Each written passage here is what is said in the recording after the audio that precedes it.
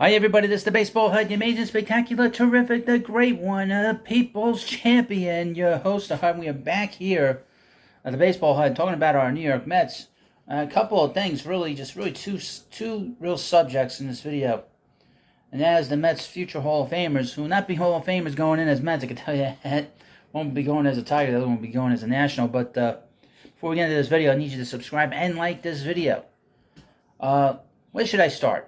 Let's start at, I don't know, let's start at Max Scherzer, I guess, real quickly. After the game last night, he talked to the media. Now, as you know, Scherzer has pitched horribly in the games that the Mets have needed him to pitch well and the Mets needed to win. Now, he came out in the clubhouse last night and the media was talking to him after he beat a Nationals team that is, quite frankly, holy shit, they are terrible. I'll tell you one thing. I am very glad the New York Mets non-tender Dom Smith, he looked terrible in that game. Boy, oh boy, defensively, one of the most overrated defensive players we've seen in these parts in a long time. And he looked really bad on a couple of pop-ups that should have been his, and he didn't catch him. Anyway, Scherzer wasn't too happy, I guess, that the Mets traded David Robertson. Wondering if, what's the direction of the ball club? Well, let me point something out to Max. I know he was diplomatic about it. He just wants to know what the Mets are doing. The reason that they moved David Robertson is because of you. And because of a lot of the guys on this team, most of the guys on this team have not performed to expectation.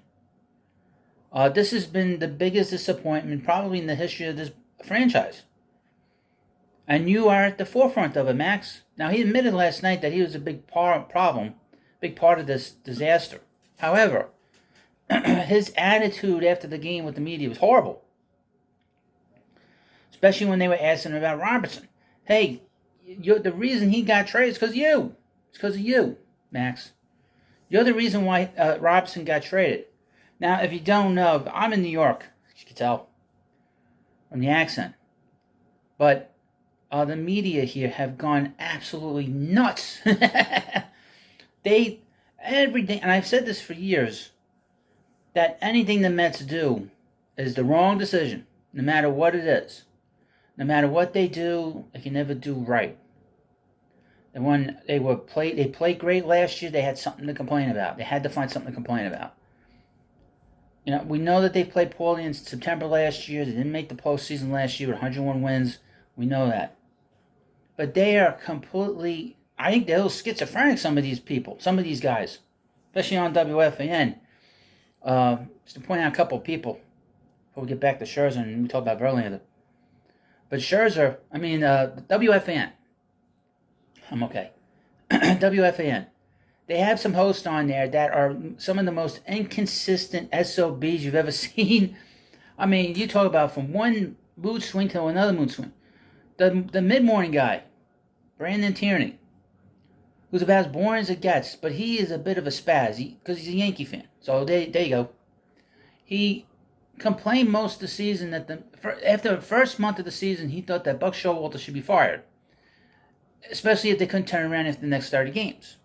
Now, for some reason, he dropped that whole attitude. He didn't talk about it since then. Up until the last week or so, he says, you know what? I think the Mets are going to come back in this race. What are you, on crack? I think he's on crack. Then you have Sal Licata, who I guess he needs to get a little more attention for himself now that he's got this show with Tierney. He's got this new show with Tierney, wore a paper bag. Now get this, folks. The only reason I saw this is because they have a feed. They record it on camera. But you have a radio program, and that schmuck was wearing a paper bag over his head, complaining about the Mets. And he's on SNY later on in the afternoon, or in the evening. No paper bag. He should have at least addressed it. He didn't do that. Guy's a spaz. Really weird. You're on the radio. You're wearing a paper bag. Anyway, back to I just wanted to get that out of my system. So, people are going crazy here. They can't be consistent about this team. And Scherzer needs to be consistent as well. He is the single reason why this team is not going to postseason. And why they didn't win last year. He lost that first game on Friday against the Braves, and then obviously he lost that first game, gave up 4 home runs in that first game against the Padres last year in the wild card game, the wild card series. And he's pitched terribly against these big teams. He has no value, by the way. I mean, I've been reading. There's not a lot of hits on him. I mean, scouts seem to be not too happy. Don't seem to be too happy about his ability to continue to get big outs. Now, I'm going to transition now. Now, of course, let me know what you think about this thing with Scherzer. He's a real pain. I mean, real pain in the ass. I hope that they get him out of here before Tuesday. If not, we're going to be stuck with him until next year. But anyway, there were scouts at the ballpark and have been scouting the Mets. 5. I'm going to have to add another team onto this. There have been at least 5 teams mentioned on sny.tv.com that have been scouting the Mets. The New York Yankees, which makes sense because obviously the Yankees, the general manager of the Yankees, Brian Cashman, has a relationship with Billy Epler, because Billy worked for him. And the Yankees need right-handed hitting outfielders. Why? It's beyond me. They could use some left-handed hitters on that lineup. They've been scouting the Mets. The LA Angels have been scouting the Mets, surprisingly so. The Cincinnati Reds, we'll get to them in a moment. The Texas Rangers, and in fact, the Rangers have been scouting Justin Verlander in his last 2 starts. And he's pitched well. He's got an ERA of 1.43 in his last 6 starts. He has pitched well. He's been able to turn it around after a very, very sluggish start, bad start. The Miami Marlins, again. Now, we mentioned about the Marlins. Kim Nang, who's the general manager down there, she worked with Billy. I think she was his boss for a long time. Or they were both assistant general managers, and I think she was his boss for a while. So they have that relationship. That's why that trade. I would mention about the David Robinson trade in terms of the timing of it. You don't know if the Marlins had other deals on the table, and they told Billy, he's like, look, Billy, we need to get this deal done, or we'll have to go somewhere else. That might have been that pressure. And the Astros. Now, Mike Mayer of Mets Mirage posted a tweet just a little while ago about Justin Verlander. There is strong interest on the trade market for Justin Verlander. And he mentioned 3 teams. He mentioned the Texas Rangers, the Dodgers. Again, the Dodgers have gone crazy. They've been trading for players like crazy, trying to really improve their ball club. And the Houston Astros. And from what I understand about the Houston Astros, the owner, Jim Crane of the Astros, wants to get Justin back. And he wants him back on his ball club. So when an ownership is involved with a player of that stature, you pay attention. Especially a guy that's won a couple of championships in the last 6 years. He's probably feeling really good about himself. Now, there is a possibility Verlander could get moved. What that possibility is, who knows? But there is a market for Verlander. A couple of things about the Rangers and the Dodgers and their farm systems. They have top 5 farm systems in Major League Baseball. If the Mets were to trade Verlander to those 2 places in particular, now a lot's going to depend on how much money. Now, obviously, the Dodgers can take that money. No problem. The Rangers could probably take that money. No problem. And I would think that the Astros could probably take some of that money. If you're going to trade him to there, I would probably ask for a top 5 to 7 prospect with the Rangers and the Dodgers. That to me, that's what I would be looking for if I were the Mets. Particularly, I know people are not like this. I mean, I know the Mets need pitching. I would like to see them get some outfield help in this farm system. The Mets have very little depth when it comes to outfield help. I would mention I had the prospect HUD going through the prospect list. There's not a lot there. The only guy that is a high prospect is Alex Ramirez, and he's not had a good year in single A Brooklyn, in high A Brooklyn. But if you're the Mets and you deal with the Rangers and Dodgers, you go and try to get a guy that is a high-end guy that's an outfielder in particular, and the Astros too. Get to the Astros farm system. But you would want to have a top 5 to 7 prospect for Verlander. I don't know if it'd be the kind of, package that the Tigers got for Verlander. But you notice those guys really haven't helped that much, as far as I know. But that's what I would talk about with that. Now with the Astros, the Astros farm system sucks now. All the guys that were in that farm system that were high end prospects and become everyday players and stars, they don't have that anymore. But at the top two prospects in the Astros organization are outfielders. And like I said, Mets need outfield help in their farm system badly.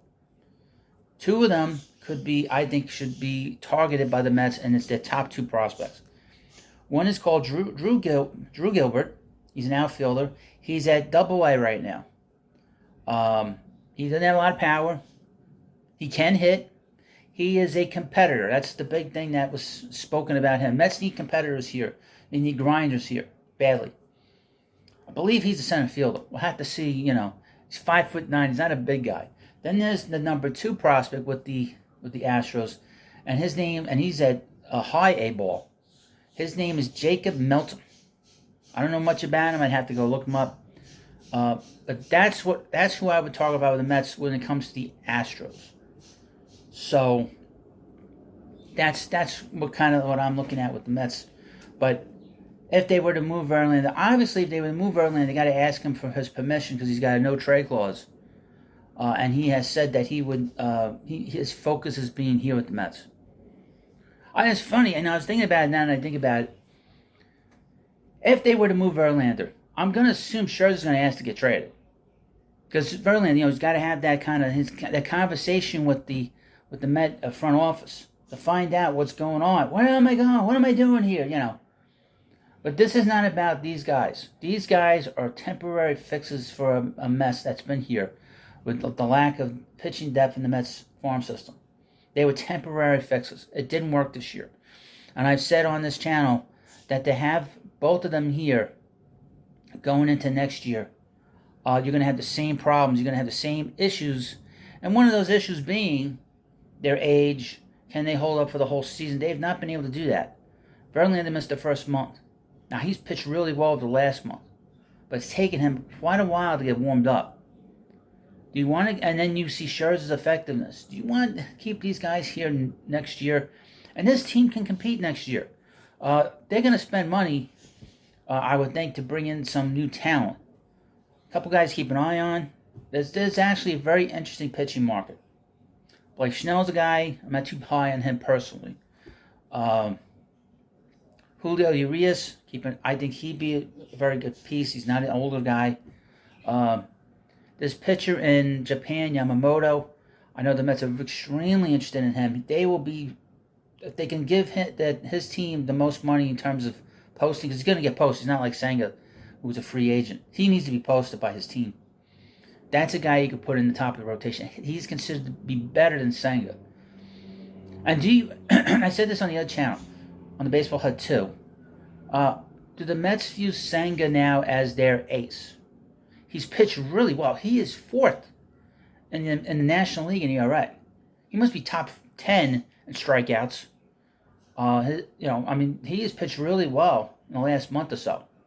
And he has shown ace qualities, ace type stuff. So that's a thought. Do you say to yourself, all right, Senga's going to be our ace. These other two guys are middle of the rotation guys. Let's look at them in that way and get them out of here. You could do that. It didn't work with them. You can move on. I don't think, and they're bad anyway.